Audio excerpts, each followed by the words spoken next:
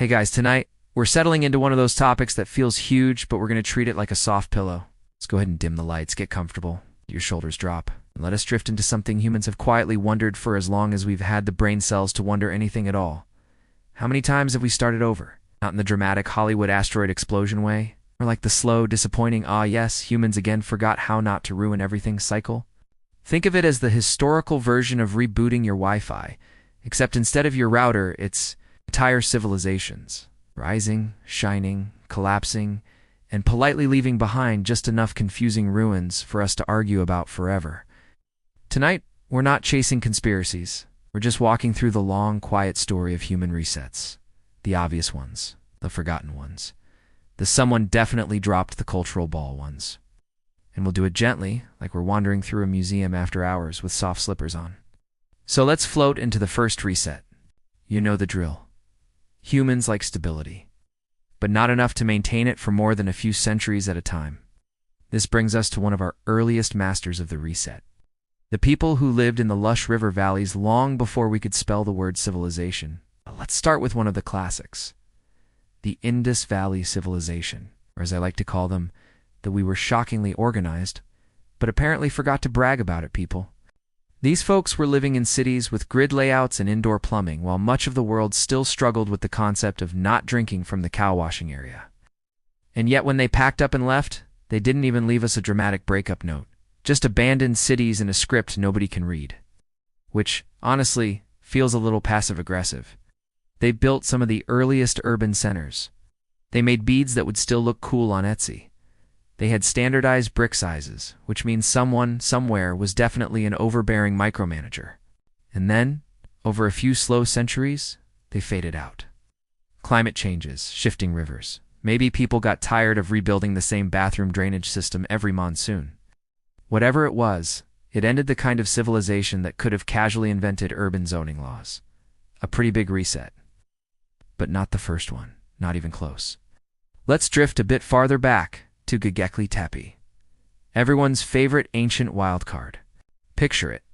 A bunch of hunter-gatherers, supposedly incapable of building anything more complicated than a campfire, suddenly constructing massive stone circles with carved animals that look suspiciously like early graphic design attempts. And then, after putting in all that work, they buried the place. Like it was a group project they didn't want anyone asking them about later. A reset inside a reset. Humans have always been extra like that. Now let's float north for a moment. To the people who lived along Doggerland, the no-submerged landmass that once connected Britain to Europe. Back then, it was a peaceful place full of deer, berries, and presumably someone named Ugg who insisted he knew the best fishing spots. Rising sea levels swallowed that whole world. Not instantly, but slowly enough that the entire culture had time to complain about it every year until the water won. If you've ever met someone who refuses to move even when their apartment ceiling leaks, you understand why they stayed so long. Another quiet reset, another culture absorbed by the tide. And speaking of tides, let's float over to the Near East, where the first true empires were warming up.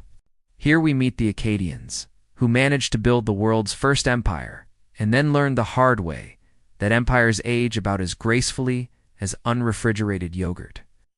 They expanded everywhere, bragged about it constantly, and then ran face first into a devastating drought. Add famine, invasions, and the usual political meltdowns, and suddenly the world had room for new civilizations to give it a try. One of the earliest human reboots, complete with environmental failure, administrative chaos, probably some guy insisting it was all his rival's fault. Now you might think this pattern is already getting familiar. A big rise, a slow fall, a quiet reset.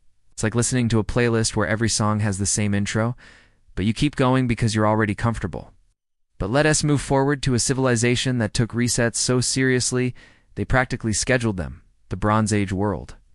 This period was the ancient version of a global supply chain. Everyone traded tin and copper. Everyone wrote to each other on clay tablets like the ancient version of slow-motion texting. And then, about 1200 BCE, the entire system paused itself, like someone yanked the power cord. It wasn't just one culture. It was dozens. The Mycenaeans stopped building palaces. The Hittites vanished from their capital so thoroughly, you'd think they evaporated. Egyptian pharaohs complained in letters that everyone around them was falling apart, which honestly sounds like the first recorded version of why is everyone being weird today. We know earthquakes hit, famines, mysterious invasions. Trade networks collapsed. When the world turned back on, people were basically back to simpler living, like a forced downgrade from bronze to iron. Another reset, a big one. And yet the pattern continues, because humans rarely learn quickly. Let's float east now, to ancient China. One of the most resilient places in the world, yet still prone to resets. Entire dynasties fell because emperors believed they were literal cosmic blessings and then acted like it. Floods drowned cities. Droughts ended harvests. Rebellions grew like weeds. And every time things collapsed, someone would declare that the previous dynasty had lost the mandate of heaven, which is the ancient way of saying, we're blaming this on management. The Zhou collapsed. The Qin collapsed. The Han collapsed. Each time a new group stepped up, dusted off the throne, and acted like they were the first to ever think of central government. Reset, reset, reset. Let's wander over to another odd example. Easter Island, an isolated culture that built giant statues, organized their society around ancestor worship, and then slowly ran out of trees because apparently selective logging wasn't on the to-do list. As forests died, the society weakened, split, and reshaped itself. Not the dramatic end people like to imagine, but a cultural reset caused by centuries of slow strain. Humans are excellent at slow strain. Now, think about Mesopotamia again. This was the cradle of cities, but those cities had a habit of getting wiped out by floods, rebuilt wiped out by wars, rebuilt wiped out by yet another river tantrum, and rebuilt again. Each version of the city stacked on the last like the world's saddest layer cake. Ur fell, Uruk fell. Babylon fell more times than anyone wants to count. Every rebuild came with different rulers, new gods, fresh political mistakes, and the same eventual outcome. More resets. Quiet and repetitive. And there's Mesoamerica. Civilizations rose and fell here like seasonal tides. The Maya didn't vanish. Their cities just stopped functioning as power centers. Soil exhaustion, drought, political fragmentation, and that universal human pastime of fighting your neighbors over basically anything played a role. Afterward, the population shifted, reorganized, and continued in new forms. Another reset. It's not dramatic, just patient. By now, you can probably feel the pattern. Civilizations rarely explode. They just sag. They crack. They lose interest in being impressive. They forget their own systems. Nature gives them a nudge. Humans argue. One day someone wakes up and realizes the old world is gone, replaced by something smaller and quieter. And so we drift toward a bigger question. How many resets haven't we found yet? We've been on Earth for hundreds of thousands of years. Most of that time we weren't building stone temples or writing things on clay tablets. If a coastal culture existed 14,000 years ago, most of it would be underwater now. If a mountain culture built in wood and earth, it would be dust. Fire, rain, wind, and time are excellent at erasing things. Better than any conqueror. So, the resets we know about are only the ones that left awkwardly durable evidence. There could have been dozens more. Hundreds. Maybe whole chains of early societies moving, settling, collapsing, and reforming long before the archaeological record was stable enough to catch them. But we'll stay grounded. No wild theories tonight. It's just the gentle acceptance that humans have been trying, failing, restarting, and trying again for longer than we can truly picture. Let's float over to another stretch of time where the cycle continues. Settle in a little deeper. Let your breathing slow down. We're gliding into another layer of this long, quiet pattern of rise, fade, and rise again. Nothing dramatic, nothing loud. Just the soft rhythm of human history repeating itself like a sleepy lullaby with new cast members each time. So, let us drift to a place that has been waiting for thousands of years to be acknowledged. The ancient Sahara, before it became the Sahara. You know, that place we now imagine as a giant oven made of sand. Turns out it used to be green. Really green. Lakes, rivers, animals. People fishing in actual water instead of complaining about heat stroke. These communities left behind artwork showing cattle, boats, and people who seemed very proud of their hairstyles. Then climate shifted slowly, relentlessly. The grass thinned. Water dried up. People packed up and moved toward the Nile. A quiet migration. a quiet reset. And like always, no one left a note saying, "By the way, the desert is coming. You might want to bring sunscreen." That movement of entire cultures eventually fed into early Egypt. Which is funny, because Egypt is famous for its stability, its order. We will build this pyramid with zero breaks or hydration because the pharaoh said so. But even Egypt had resets. Early kingdoms rose, peaked, collapsed, and started fresh with new dynasties that insisted, very confidently, that they were the chosen ones. The old kingdom fell because of droughts and political splintering. The first intermediate period arrived, which sounds dramatic, but was really just a long era of no one is quite sure who is in charge. But everyone is trying their best. Things eventually sorted themselves out, then repeated. Middle Kingdom, collapse. New Kingdom, collapse. Egypt was basically the ancient version of rebooting your computer because the screen froze. And every reboot came with a fancy new pharaoh who claimed everything would be different this time. It rarely was. Let us ease away from Egypt and drift across the Mediterranean to another place famous for a big reset, the island of Crete, home of the Minoans. The people who loved art, palaces, seafaring, and apparently painting dolphins on every available wall. Their cities were advanced, clean, and surprisingly cheerful looking. And then nature decided to deliver one of the most inconvenient volcanic eruptions in history. Thera exploded. It's not instantly fatal for everyone, but enough to wreck the landscape. Ruin trade, destabilize everything, and eventually open the door for outsiders to stroll in and say, "Hi, we're here to take over." The Mycenaeans stepped in. The Minoans faded out. Another reset, delivered courtesy of geology. Now let's drift over to the Americas again, but farther north this time. To the ancient city of Cahokia, located near what is now St. Louis. In its prime, it was bigger than medieval London. Mounds rose from the landscape like giant sleeping creatures. Tens of thousands of people lived there, a trade network stretching across half a continent. And then, over a few centuries, it thinned out. People moved. Crops struggled. Leadership faltered. Cities emptied. It wasn't a collapse so much as a long, quiet sigh. Another reset. At this point, you might be thinking humanity has a very casual attitude toward keeping things running. And you'd be right, because resets weren't always caused by disasters. Sometimes we just drifted away from one system and into another. Look at Europe after Rome. Rome fell with all the grace of a toddler dropping an ice cream cone. But even that collapse wasn't the flaming catastrophe people like to imagine. It was slow, bureaucratic, tiring. A sort of long, drawn-out fine. I guess we're done now. Roads decayed, cities shrank, trade receded. And across the old empire, people quietly adjusted to new realities. Rome didn't end in a dramatic bang. It exhaled. It sagged. It reset. And the civilizations that came afterward didn't think of themselves as living in ruins. They thought of themselves as living in new beginnings. Which, if we're honest, is just a more optimistic way of saying the same thing. Let's float a little farther into the medieval world. Okay, a place full of people who loved routine, but were constantly dealing with resets they pretended were indeed happening. The Vikings, for example, built settlements in Greenland. They farmed there. They wrote about it, and they insisted it was a great idea, all while the climate slowly cooled around them like a cosmic prank. Eventually, the farms failed. Trade slowed. Then one day, the settlements were abandoned. Another gentle reset. The Ice One.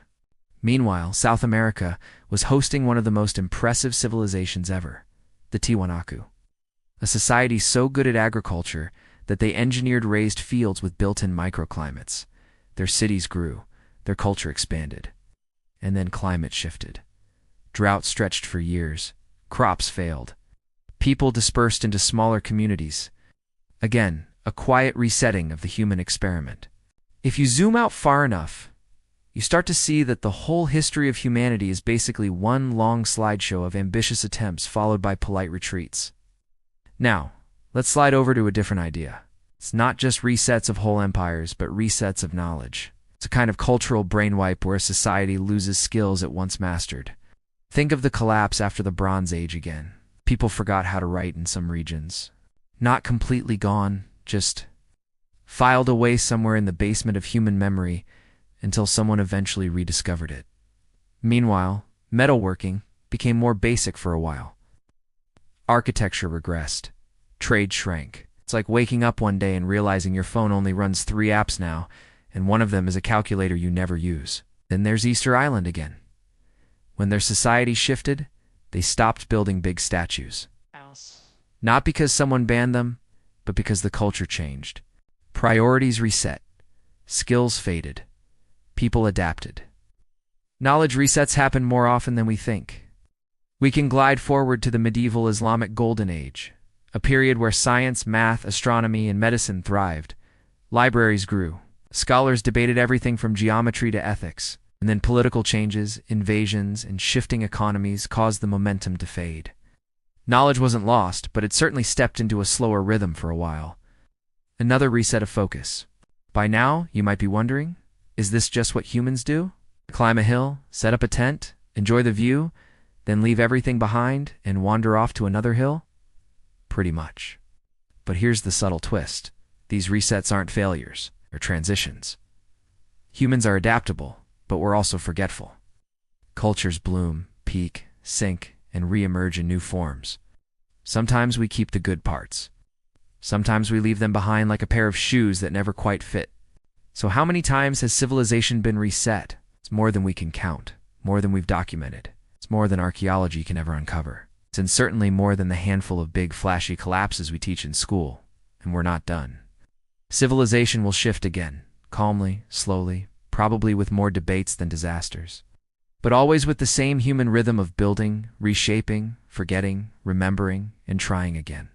Let's drift now, toward deeper time, toward the edges of what we can even call civilization, toward the earliest humans who might have built something worth remembering long before written history started keeping score. Let's ease into the deeper end of the human timeline, the part where everything gets blurry, quiet, and soft around the edges. Take another slow breath. Let your mind drift a little, because now we're moving past the civilizations we know, into the ones we only suspect existed. Not the flashy, speculative stuff, just the calm, grounded possibility that humans were organizing themselves long before the record books started paying attention. So let's begin around 50,000 years ago, a time when anatomically modern humans were fully us, but the world looked completely different. Coastlines were in different places. The climate was shifting, and small human groups were scattered across Africa, the Middle East, Asia, and Australia. Not yet building cities, but definitely doing more than just wandering around poking things with sticks. They made tools with craftsmanship that required patience. They created symbolic art, necklace beads, card figurines, things that belonged to societies with structure, meaning, and very likely people who gave long, unnecessary speeches around the fire. And here's the thing, if any of these groups built early settlements near the coasts, which humans love to do, almost all of them would be underwater now, gone, erased by rising seas at the end of the last ice age. If you've ever lost something important under a couch cushion, imagine that. But the couch is the entire ocean. It's not wild to think these groups formed early proto-civilizations. Not cities, but organized communities with leaders, rituals, knowledge systems, and probably at least one guy who refused to follow any of the rules. Another possible reset. A very early one, and almost completely invisible. Let's drift forward to around 20,000 years ago. Humans were building structures out of mammoth bones in Eastern Europe. Circular homes, repeatable designs. Not exactly skyscrapers, but definitely we know how to plan a neighborhood energy, and they disappeared. Climate changed, herds moved, and the bone architecture tradition quietly faded. Another tiny reset in our long story, farther east, in Siberia, the people of the Maltabare culture were carving intricate figurines and making clothing that would not look out of place in a high-end winter catalog. These weren't random nomads. They were skilled, stable communities with aesthetic taste and complex social lives. And then, over time, their culture dissolved into others. Their traditions blended, faded, evolved. Not a collapse. Just another one of those resets that archaeology records as a transition, which is the scientific way of saying something changed. And we're still guessing why. Now let's glide toward the end of the Ice Age. The world was warming, the environments were shifting, coastlines were creeping upward, and humans, brilliant but stubborn, were scrambling to keep up. There's an interesting place near present-day Turkey and Syria where ancient flood stories probably began. During the last glacial melt, massive freshwater lakes burst through natural dams, sending walls of water into the valleys below. It's not Hollywood-style tsunamis, but large enough to wipe out communities that live near the riverbanks. People moved, traditions shifted, myths formed. And those myths were retold for thousands of years until someone eventually wrote them down as flood legends. Another reset, this time wrapped in a story. Let's drift over to Japan for a moment. The Jomon people were creating pottery 16,000 years ago, some of the oldest in the world. But they didn't just make pottery. They lived in semi-permanent villages. They built ritual spaces. They developed art styles. They formed long-term cultural identities. And their world changed slowly over millennia until the culture reshaped itself. A soft reset stretched over thousands of years. Now we're moving toward the calm middle zone where early farming begins. Farming is one of the biggest resets in human history, not dramatic, but hugely transformative. You take thousands of small, flexible hunter-gatherer groups, each with their own traditions, and slowly turn them into settled societies that build storage pits, argue about property boundaries, probably invent the first version of "sorry, I can't come over. I have crops to tend." But here's the interesting part. Early farming didn't start once. It started in multiple places independently. In the Middle East, in China, in New Guinea, parts of Africa, the Americas.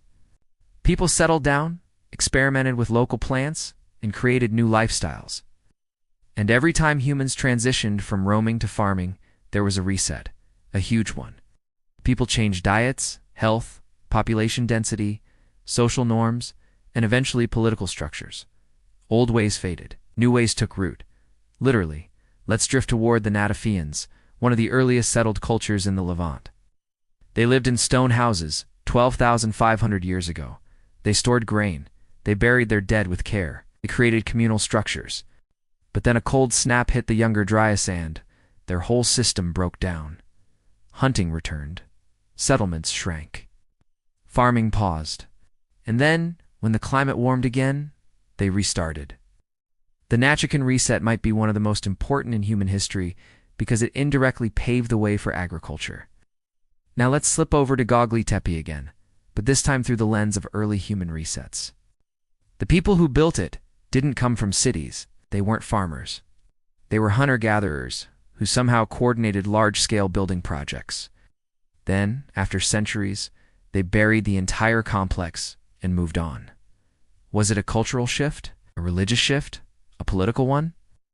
Or did someone decide the place had bad vibes? We don't know.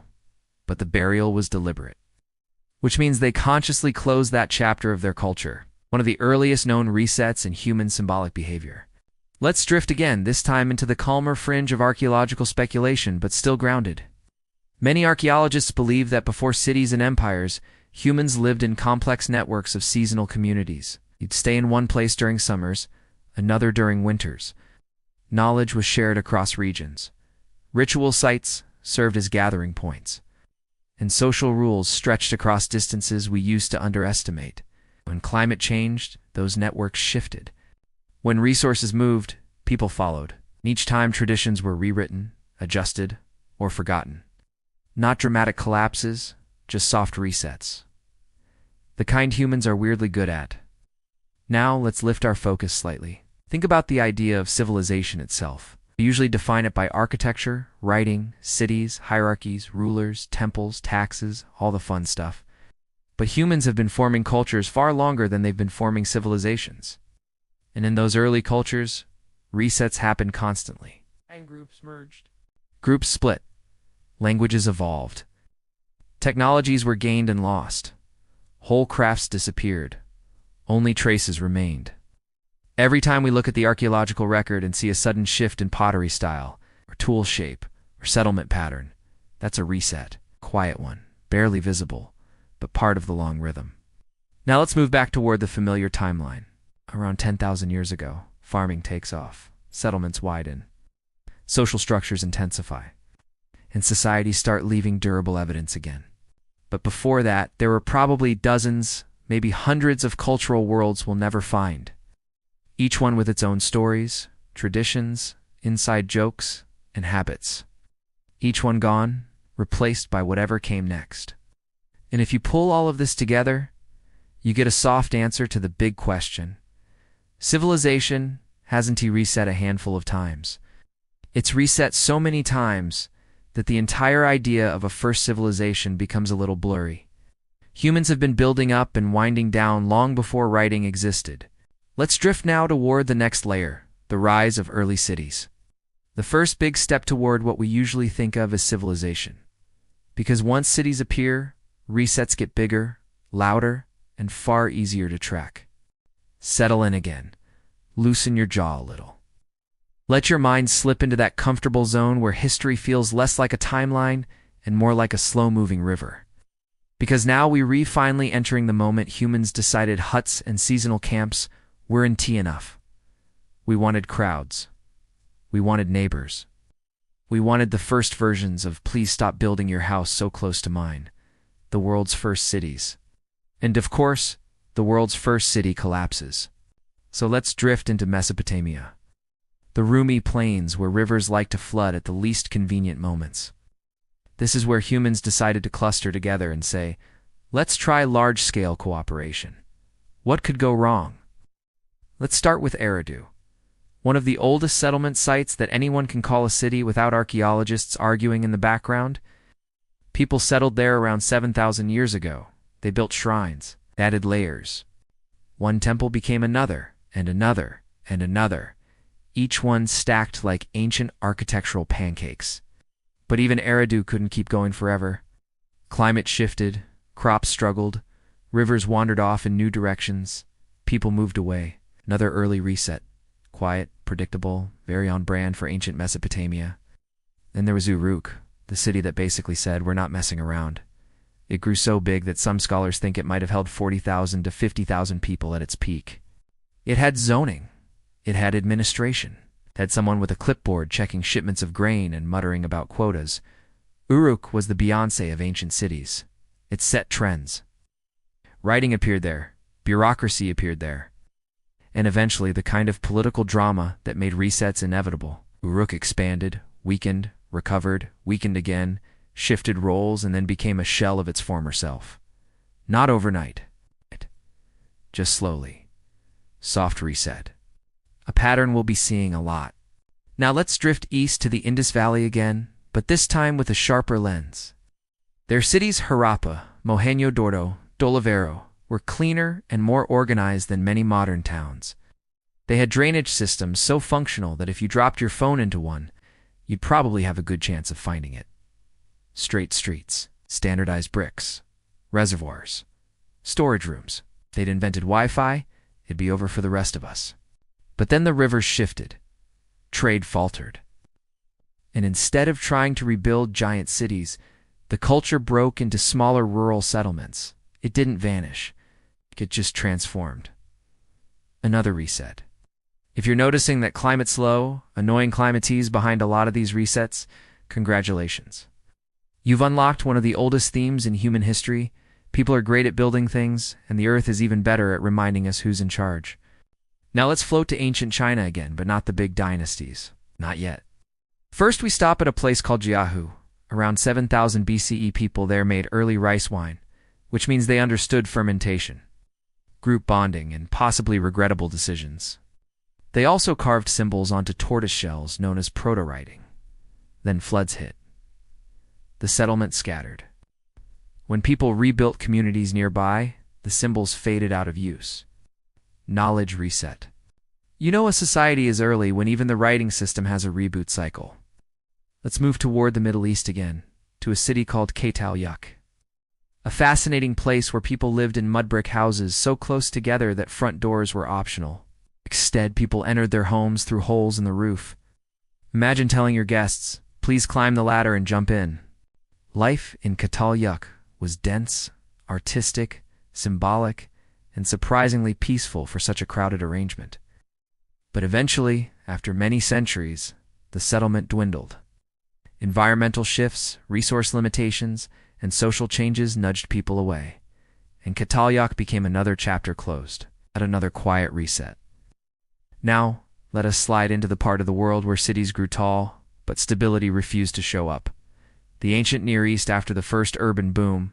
Cities rose, competed, fought, negotiated, collapsed, rebuilt, and collapsed again. It's like the region was running a long-term experiment called "What happens if we put 30 ambitious rulers in the same small area and give them all access to bronze weapons?" Sumerian cities fell into the same cycle: rising power, peak glory, internal problems, environmental strain, and quiet resets. The Akkadian Empire came next. It unified the region for a moment, made huge promises, bragged a lot, and then collapsed under drought and rebellion. A classic. Then came the Guccians, then the Neo-Sumerians, then the Amorites, then Babylon, then Kassites, then Assyrians, then Neo-Babylonians, then Persians. Each one rising on the ruins of the last.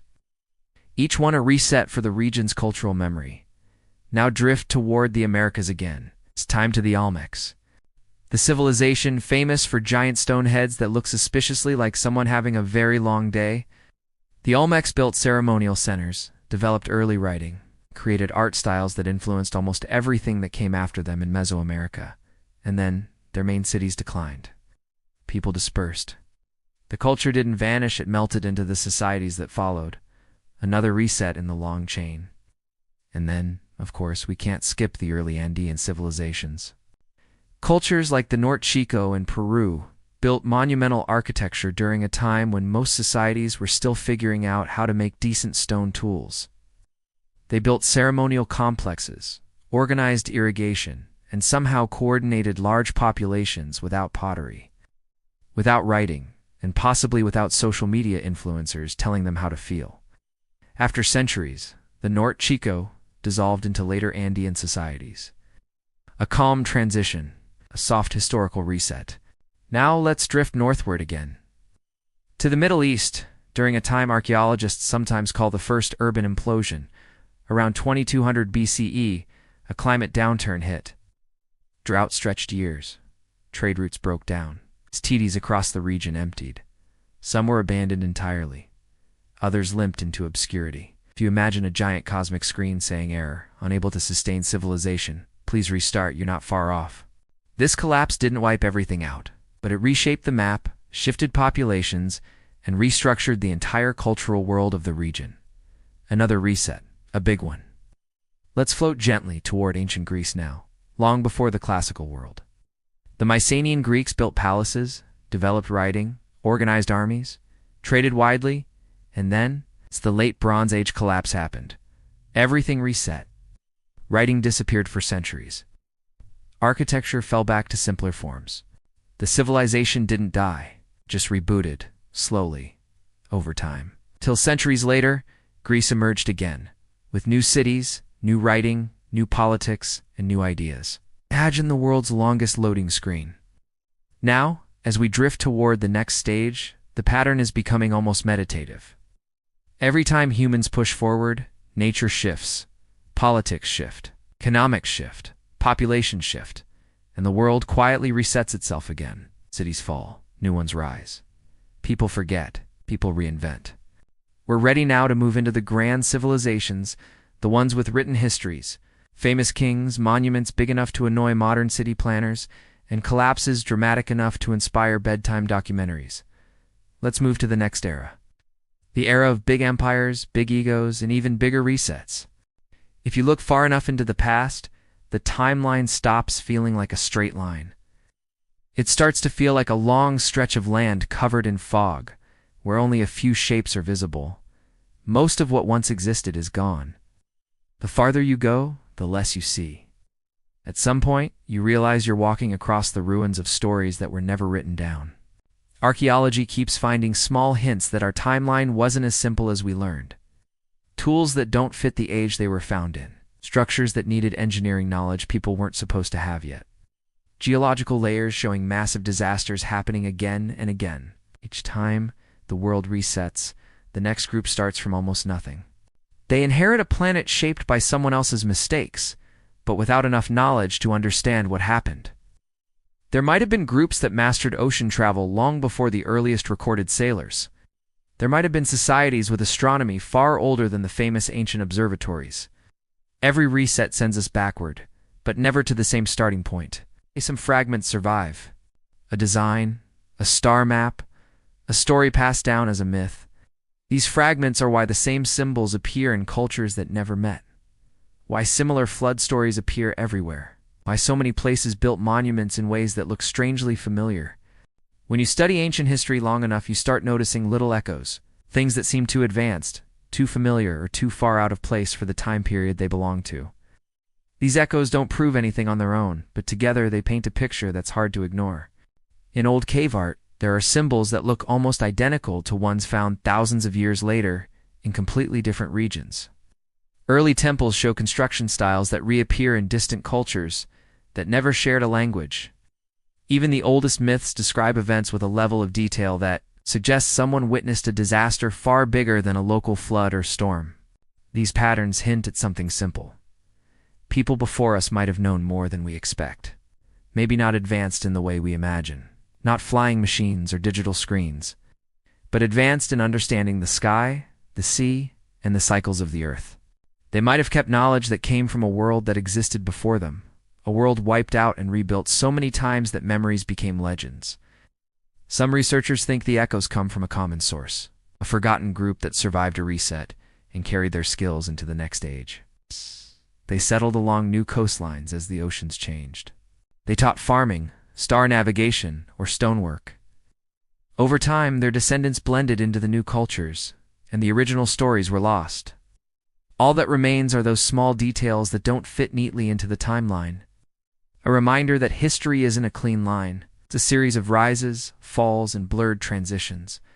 Let's drift into one of the calmest and most inconvenient ideas in archaeology. The possibility that entire cities once sat along coastlines that no longer exist. During the last ice age, sea levels were much lower. The world looked different. Coastlines stretched farther. Rivers carved deeper valleys. People, being predictable creatures who like beaches, settled right along those shorelines. Then the ice melted, slowly, patiently, and without asking anyone's permission. As the oceans rose, those early communities vanished under the water. No dramatic Atlantis explosion, no magical disappearances, just centuries of water creeping forward while people packed their baskets and moved inland. This is probably the least exciting global disaster imaginable, which makes it perfect for a bedtime documentary. But the result is interesting. If the earliest villages, towns, or even simple trading posts were built on those coastlines, the evidence is now underwater. We've already found hints of this. Stone walls off the coast of India. It's terrace-like structures near Japan. Old roads submerged near the Bahamas. None of them prove the existence of forgotten super-empires. But they do remind us that early humans were building things long before our neat textbooks expected them to. Archaeologists hate this topic for one reason. It means many of the oldest chapters of human history might be lying in places that are inconvenient to study. It's hard enough digging in dry land. Try doing it in deep water with poor visibility and currents that keep reminding you nature is in charge. Still, the idea stands. If a cycle of rising oceans wiped out early communities, then a reset probably didn't erase knowledge instantly. Instead, it spread people out.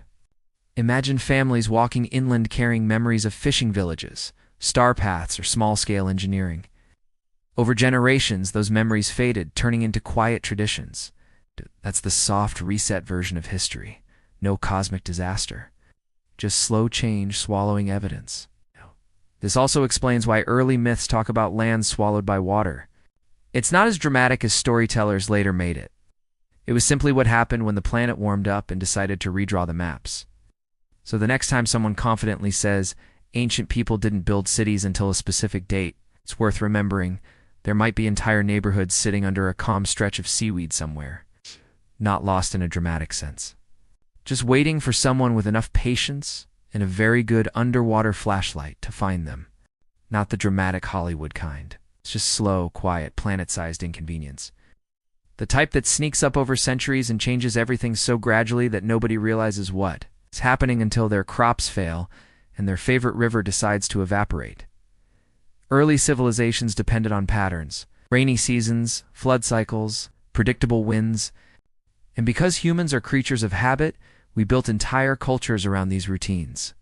Then the earth shifted those routines, the same way someone might casually move your furniture at night. Okay. The Sahara is one of the most peaceful examples. Thousands of years ago, it wasn't a desert. It was green, wet, and full of animals that would make any nature documentary host tear up with joy. People lived there comfortably.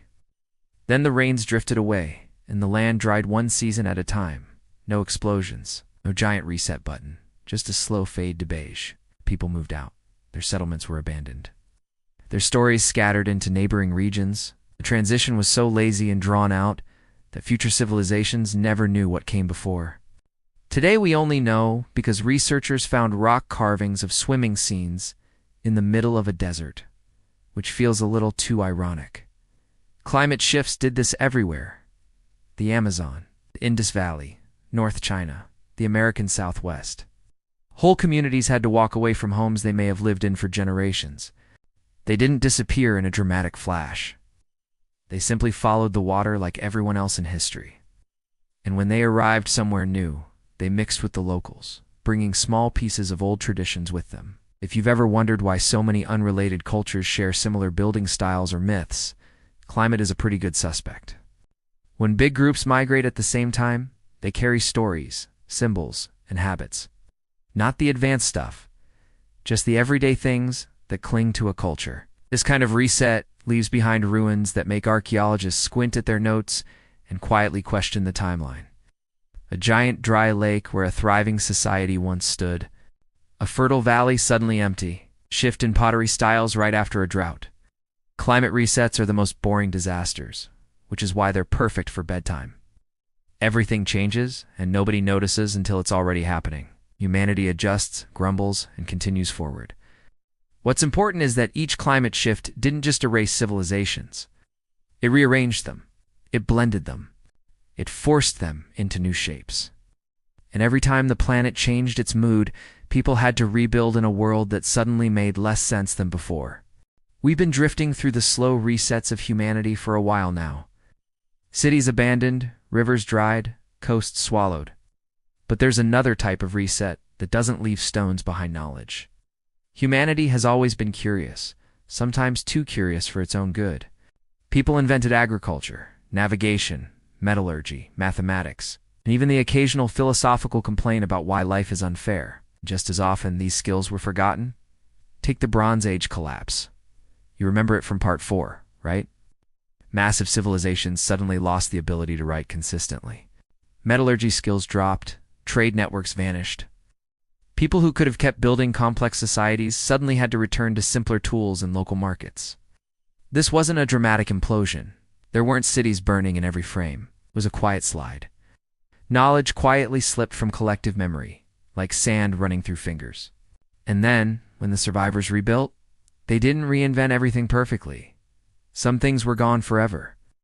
Sometimes knowledge disappeared not because of disaster, but because culture shifted. If a society changes priorities, religion, politics, economic skills, and traditions that were essential yesterday might be ignored tomorrow. Art forms fade. Technology stops being practiced, and the next generation assumes those old skills never existed. Göbekli Tepe is a perfect example. Massive stone structures built by hunter-gatherers who shouldn't have had the organization to do so.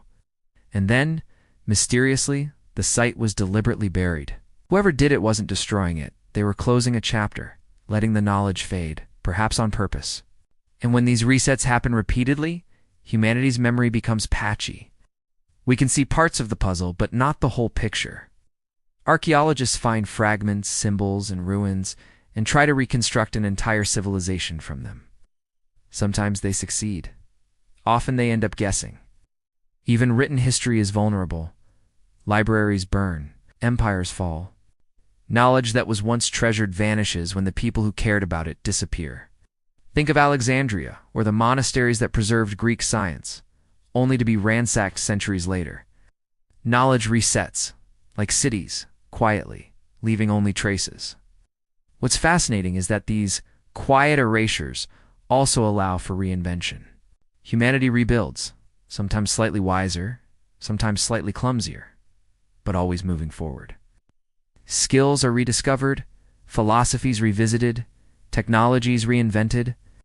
Civilization resets aren't permanent failures, they're pauses, moments for recalibration. And the pattern continues. Every collapse, every migration, every climate shift, every forgotten scroll adds another layer to the complex rhythm of human history. So when you look at the timeline of civilizations, it isn't a straight line. It's more like a slow heartbeat. Rise, fall, pause, rebuild. And each pulse carries forward remnants of the past, sometimes in plain view, sometimes hidden in the shadows.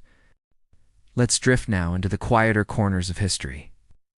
The civilizations that almost completely vanished, it's the ones whose names we only know because someone happened to stumble across a strange artifact. A ruined wall, or a carved stone that stubbornly refused to erode. Take the Giraffe culture in what is now Iran. Flourishing around 2500 BCE, these people built cities, developed art, and traded across regions. Their carved objects were intricate, sometimes mysterious, and yet, for centuries, their existence was mostly unknown outside a handful of archaeologists. It's as if history itself shrugged and whispered, "They tried, they existed, but we'll barely notice." Another soft reset, or the Norte Chico in Peru. Monumental stone complexes, thousands of people organized over several centuries. No pottery, barely any writing, and yet a society sophisticated enough to plan irrigation, ceremonial centers, and social organization. Then, over time, it faded. Not violently, not in flames, simply dissolved, absorbed into later Andean societies. Another reset, subtle and patient. And consider the Cucutini Tripelia culture in Eastern Europe. Around 5000 BCE, they built enormous settlements with circular houses, sometimes larger than modern towns. They disappeared over centuries, leaving pottery, figurines, and patterns of settlement as the faintest echo of their civilization. Slowly erased by the pressures of changing climate, migration, and the same slow attrition that has erased so many before them. These civilizations remind us that history isn't just a list of famous kings and monumental buildings. Often, entire cultures vanish without a trace, leaving no dramatic collapse to excite future storytellers. Just a gentle, persistent disappearance, a reset so quiet that the earth itself swallows the memory. And yet even in disappearance there is continuity. Some traditions survive, some knowledge trickles forward, and some artifacts continue to inspire or puzzle modern humans. The echoes of forgotten civilizations influence neighbors, reshape trade, or subtly guide technology and ritual in ways the original builders could never have predicted. If you listen carefully, you realize that the story of civilization isn't about grand victories or catastrophic defeats.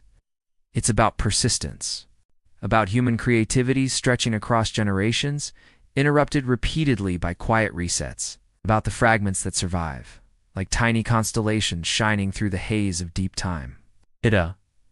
As we drift onward, we'll begin exploring. Part 11. The great ancient empires there rises and falls, and the lessons in their long, slow collapses. More resets, but this time recorded in the monuments and chronicles that survive just enough for us to read at bedtime.